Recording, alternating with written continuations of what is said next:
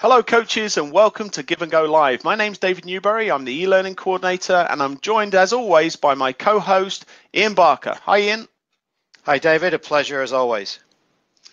So we have a special guest today, Christian Lavers, the president of the ECNL, the Elite Clubs National League, and this is Christian's session on positional rondos. So welcome Christian. Thank you, David. I'm happy to be here. Thanks for having me.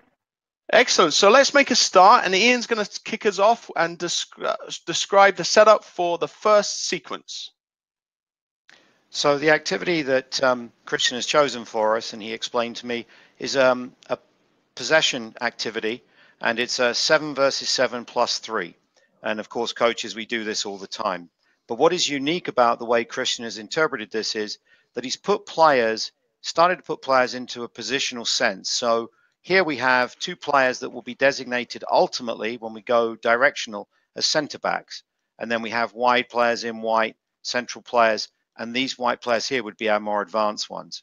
And the same occurs for the black team. So here would be the black team defenders, if you will. And then the three neutrals, one of them is very much the central player, and the other two would be flank players in the functional sense when we get to the game. So 7v7 plus 3, but with some sense of position. The other interesting part here just to share is if you look here, Christian's put the dimensions, 44 yards of width is the width of the penalty box. So we can actually start to build our markings for this activity off of the markings of the field. What I'm going to do now is pass this over to Christian. He can explain the technical, tactical nuances of this activity. Thanks, Ian. And as you mentioned, one of the unique things about this game is the positional basis on which it's based, because the design is to replicate the decisions, the positions, and the spacing that would occur within your team within an 11-a-side game. So really what we want to try and focus on here is the positional relationships. So for example, how does the attacking center midfielder relate to the defending center midfielder? How do we know which space should be occupied by which, and how do they communicate to make sure that they are not duplicating each other, that they are not leaving the player in possession without an option in the middle of the field. Similarly, you look at wide spaces and how does the right midfielder interact with the right back in terms of who creates width, how far apart are they in order to provide good support for each other but not make space too small. So one of the things that you'll see very early on if you do this activity is that the first point that you're going to want to make is that as soon as possession's won, the center backs want to drop out deep into their end and give us depth to play from. At the same time, the wide players, typically your outside backs, need to get out wide and open the space and open the width of the field so that the defense has a bigger space to cover. And as always, the forwards want to stretch the game. So we're looking to create some depth, some length, and some width immediately to provide space to play. And as we all know, when you have space, you have time to make decisions and read the game. From that, once you have a big shape, then it's a lot of discussion about where are the pockets on the inside spaces. Where does a center midfielder or an attacking midfielder go to find a pocket to receive a ball, to hopefully receive and break a line? When do forwards come back into midfield to find pockets? So you're really talking about then the movement within an 11-a-side, because with 7 plus 3, you have all 10 outfield players involved in the game and involved in trying to keep possession of the ball. So what Christian's demonstrated here now in this particular picture follows along some of the comments he was making. As this wide player, essentially our number 3, has received the ball from one of our centre backs, good attacking principles apply because we have spacing and we have width out here with this player, but also good defensive principles have applied because the black team has tried to converge on the ball and make space very small. The challenge now for the possession team, having some functional positioning opportunities, is to move into pockets where they might be able to receive the ball. So we see here a white player is checked 2. We see one of the neutrals has potentially checked away. We see a player up here trying to make themselves available. And so we're looking for primarily the movement of the players in possession in support of the player who's got jammed to the sideline and is looking now to get off the sideline. But we're also looking at the movement and positional challenges applied by the defending team as they converge on the ball. And what we'll do now is I'll step away and I'll let Christian explain a little bit more. Yeah, Ian, you have identified a common area where teams lose possession of the ball, and that is when a wide player receives it against the line and gets trapped by a team that's defending and pressing well. So this is a situation that you'll see in the session occur multiple times, and presents a really good opportunity to coach the players on how do we switch field and how do we get a ball moving in that inside to inside rhythm that really stretches a defense and makes them move and cover the full width of the field.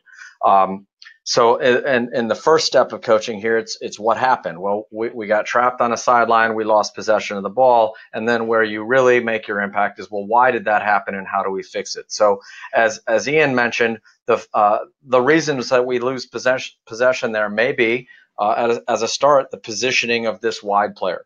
Did the player receive the ball too far inside the field so they artificially constrained the space? Did they receive the ball facing negatively and invite pressure and in that sense maybe encourage the trap? If the positioning of that player is good, did the center midfielders artificially close space by maybe both of them coming over, both of these two center midfielders coming over to provide support at the same time, and by doing that invite more pressure as opposed to maybe one coming to support and the other one staying farther away?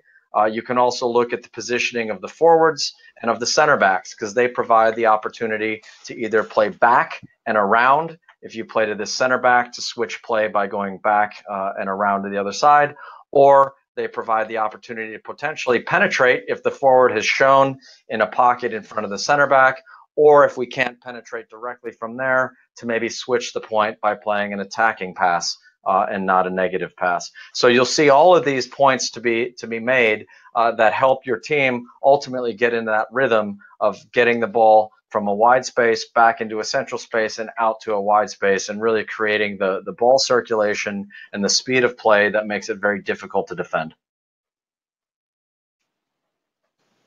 And so just before I let Christian finish up on the technical tactical detail, again, we're very familiar with the typical possession game, maybe with neutral players, etc. But what's really good now with this functional concept that Christian's introduced is that we have our line of, let's say, defenders, we have our line of midfielders, and we have our high attacking line. So we have our three lines, and we reasonably expect that the opponent does too.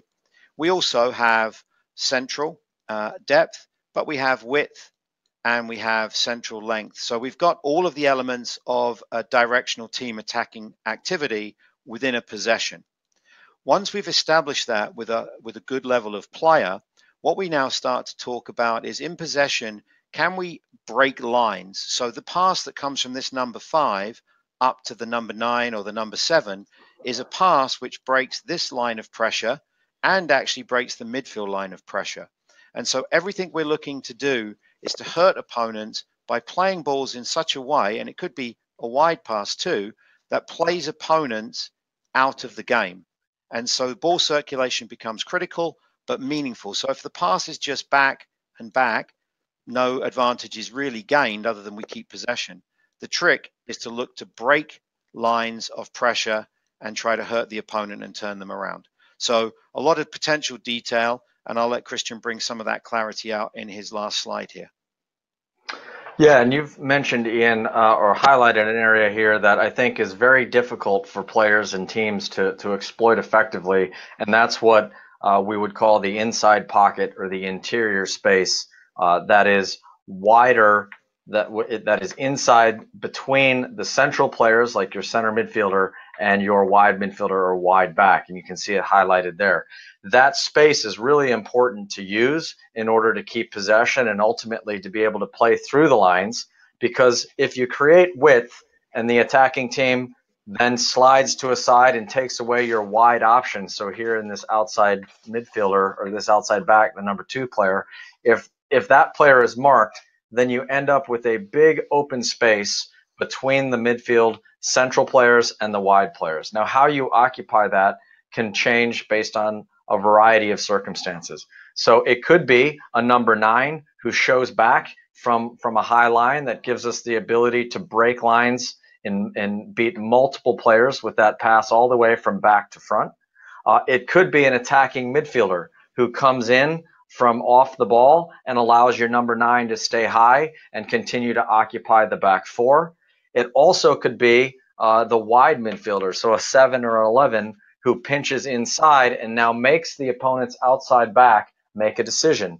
Can I roll up and defend the wide player, or do I have to think about tucking inside and defending this player in the inside space? And those types of decisions, when you occupy all of these spaces effectively as an attacking team, those types of decisions that make your opponent question how are they going to defend all of these different spaces, inside and outside, with different players that come into those based on the way that you play, based on the attributes of your players, and maybe based on the positioning of the opponent, makes it very, very difficult for you to get trapped on the sideline, makes it very difficult for a defending team to overload you into a small space and regain possession, and ultimately will help you find open players that break lines and ultimately create chances. And that's another thing that's great about this activity, because from this point in the 7v7+3, which right now is just a possession game, you can add goals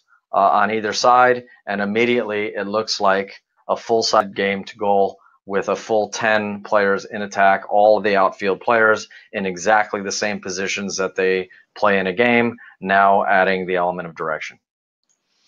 Well, thanks very much, Christian, for your time today. Just to remind the audience that you can download the handout that goes with this activity, and that will be available on the right-hand side of your dashboard. So thanks very much. We look forward to having you the next time, Christian. Thanks for joining us. Thank you for having me.